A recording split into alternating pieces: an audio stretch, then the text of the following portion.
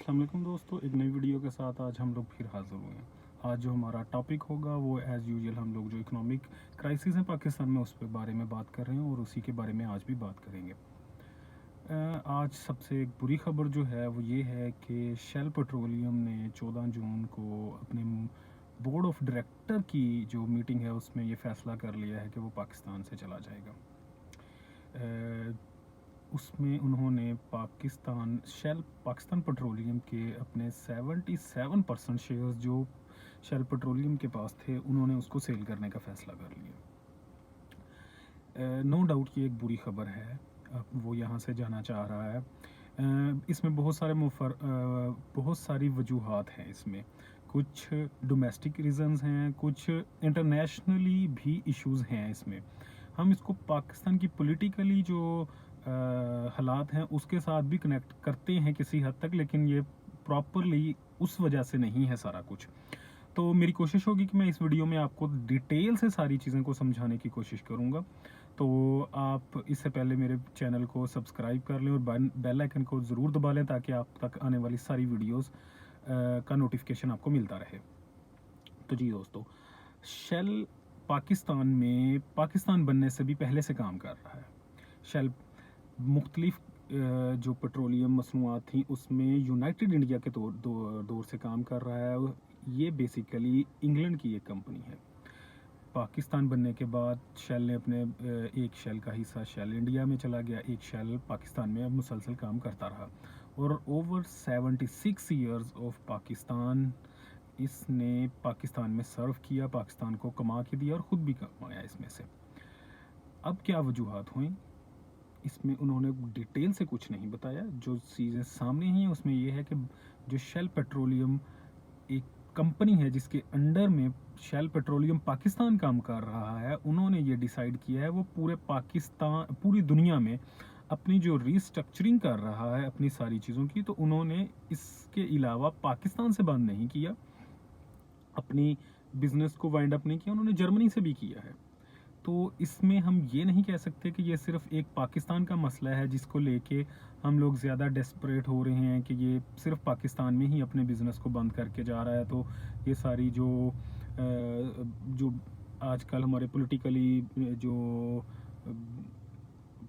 Parties काम कर रही हैं ये उनकी वजह से, ऐसा कुछ नहीं है। वो अपने एक बिज़नेस कंपनी है, उसको जहाँ से जैसे मुनासिब लगा उसको वो चीज़ें उसने करनी शुरू कर दी। उसमें से उन्होंने 24 जून को वाइंड अप करने का ऐलान कर दिया है। तो जैसे बहुत सारे पाकिस्तानियों को ये चीज़ डाउटफुल लगती होगी कि एकदम से क्योंकि अब मैं आपको बताता चलूँ कि जो शेल पेट्रोलियम है वो पाकिस्तान स्टेट ऑयल के बाद दूसरी लार्जेस्ट कंपनी है। और पाकिस्तान में आपको पता है पेट्रोलियम एक वाहद ऐसा ज़रिया है जिस पे पूरा मुल्क चल रहा है और इसका बिज़नेस लो डाउन नहीं हो सकता किसी भी तरह से। तो ये नहीं हम लोग कह सकते कि ये बिज़नेस जो है ये शट डाउन होने जा रहा है। और शेल पेट्रोलियम के पास जो कारोबार है वो बिज़नेस है वो ट्रांसपोर्टेशन का है और रिफाइनरी का है, जो बेस करता है जिस पे सारी पेट्रोलियम एजेंसीज या पेट्रोलियम सर्विसेज चल रही हैं। तो इससे पहले कार्लटेक्स 90s में छोड़ के गया, उसको टोटल पार्को ने हैंड ओवर कर गया था वो उसके। तो टोटल पार्को उसको बहुत अच्छे तरीके से चला रहा है। इसी तरह शेल भी अपने शेयर्स को अपनी जो कारोबारी सरगर्मियाँ हैं उनको यहाँ से मुअत्तल नहीं करेगा, वो इसी तरह से हैंड ओवर कर देगा। हमारे जहन में ये बात, बहुत कॉमन मैन के जहन में ये बात आती है कि पता नहीं ये कल हम लोग जाएंगे तो शायद शेल का अपना पेट्रोल पंप बंद मिलेंगे, वहाँ पे बैरियर लगे होंगे और हम लोग वहाँ से कुछ नहीं मिल सकेगा। ऐसा कुछ नहीं होगा। वहाँ पे आपको सब कुछ सर्विसेज मिलती जाएंगी, सिर्फ एक बोर्ड चेंज हो जाएगा, एक नई कंपनी आ जाएगी जो उसको टेक ओवर कर लेगी।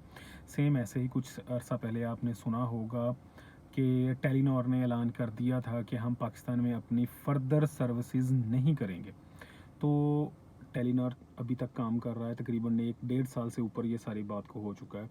तो उसमें बहुत सारे हरकत होते हैं, एकदम से ऐसा नहीं होता कि आपने ज़िप बंद की, बैग पैक किया और यहाँ से चले गए।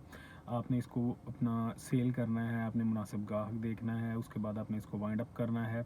हैंड ओवर करना है अगली पार्टी के, फिर उसमें आपके लेन देने के मामलात आ जाएंगे, आपके टैक्सेस का क्लियरेंस आ जाएगी।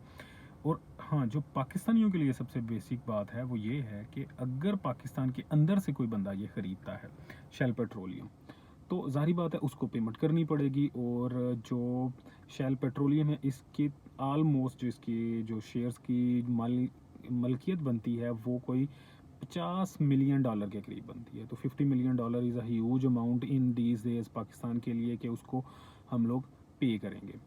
आम सरकमस्टांसिस में ये शायद इतना फील ना होता। दूसरे नंबर पे अगर यही पेमेंट कोई बाहर वाली कंपनी ख़रीदती है तो उसको पेमेंट करने के अपने मसाइल होंगे कि वो बाहर ही उसको पेमेंट कर देती है, वो ख़रीद लेते हैं, वो पाकिस्तान में आके टेक ओवर कर लेते हैं। लेकिन उसमें भी टैक्सेस का मसला आएगा कि किस तरह से पेमेंट्स होंगी, किस तरह से वो सारी चीज़ों को मैनेज किया जाएगा, नंबर एक। दूसरे नंबर पे जैसे मैंने अभी टेलीनॉर की मिसाल दी कि टेलीनॉर अभी भी अपनी सर्विसेज पाकिस्तान में, उसने 1 साल पहले कहा था हम लोग वाइंड अप करके जा रहे हैं, लेकिन अभी भी वो काम कर रहा है। इस तरह शेल भी अपने एकदम से काम को छोड़ के नहीं जा सकता, या जाएगा ये प्रॉपर तरीके से ही जाएगा। और नंबर 2 जो बात सबसे है, ये कार टैक्स का आप देख लें, अभी तक उनकी जो पेट्रोलियम मसनूआत हैं, मोबाइल्स वगैरह, इंजन ऑयल वगैरह, वो अभी भी अवेलेबल हैं।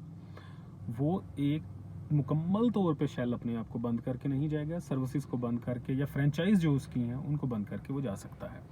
तो ये चीज़ें आहिस्ता आहिस्ता होंगी, तो इसलिए परेशान होने वाली बात नहीं है। और हाँ, इसमें कुछ पाकिस्तान में पॉलिटिकली डिस्टेबिलिटी है जो उस पर हम लोग रोज़ बात करते हैं, वो बार बार एक ही बात को रिपीट कर करके वजूहात बयान करना मुझे लगता है कि अब पाकिस्तान में बेकार हो गया है, क्योंकि पाकिस्तान में तकरीबन हर बंदे को पता है क्या हो रहा है, क्या चल रहा है, कैसे चल रहा है। लेकिन मेरे नज़दीक ये बात बहुत अहम है कि पाकिस्तान को ऊपर जाना है तो अपने आप को स्टेबल करना है, तो इलेक्शंस होंगे, काम होगा, तो ही कोई आप पे बंदा ट्रस्ट करेगा। ये मैं एक सिंपल सी बात आपके साथ करता हूँ कि आपने घर में एक छोटा सा एक बटन भी लगवाना हो, इलेक्ट्रॉनिक्स का कोई काम करवाना हो, तो आप एक ट्रस्टेड बंदे को अपने घर में बुलाते हैं। ट्रस्टेड बंदा अगर वो भी अपना सामान लेके, अपने औजार लेके आपके घर में उसी टाइम आएगा जब उसको पता होगा यहाँ से मुझे पैसे मिल जाएंगे। वो किसी फ़कीर के घर या किसी ऐसे घर, किसी ऐसे बंदे के पास नहीं जाएगा जहाँ से उसको पता होगा यार मुझे यहाँ से पैसे नहीं मिलेंगे। तो ये सारी चीज़ें नो डाउट काउंट करती हैं, लेकिन ये एक अपॉर्चुनिटी भी है पाकिस्तान में नए इन्वेस्टर्स के लिए। नो डाउट मुश्किलात हैं, ये संभल जाएगा, ये सारी चीज़ें आसानी से आगे आगे जाके कवर अप होती जाएंगी। तो मेरे ख्याल में अगर शेल पेट्रोलियम यहाँ से जा रहा है तो कोई ना कोई नया इन्वेस्टर भी यहाँ पे आ जाएगा। बहुत सारी कंपनीज इससे पहले भी जाती रही हैं, आपको मैंने जैसे कार टैक्स की मिसाल दे दी है, और भी बहुत सारी कंपनीज़ हैं। नो डाउट ये एक लार्ज ग्रुप है, तो पाकिस्तान में जो लोग हैं, आम लोग हैं, उनको इसके बारे में थोड़ी सी फिक्रमंदी ज़रूर होती है कि इकनॉमिकल हालात जो ऐसे चल रहे हैं उस पे बारे में कैसे हम लोग आगे चलते जाएंगे। तो इंशाल्लाह मेरे ख्याल में आप लोगों को ये बात समझ आ जाएगी, आ गई होगी कि शेल अपने आप को वाइंड अप क्यों कर रहा है, और इसमें आगे पाकिस्तान के लिए क्या अपॉर्चुनिटीज़ अभी भी मौजूद हैं। तो इंशाल्लाह एक नई वीडियो के साथ फिर हाज़िर होंगे, तब तक के लिए अल्लाह हाफ़िज़।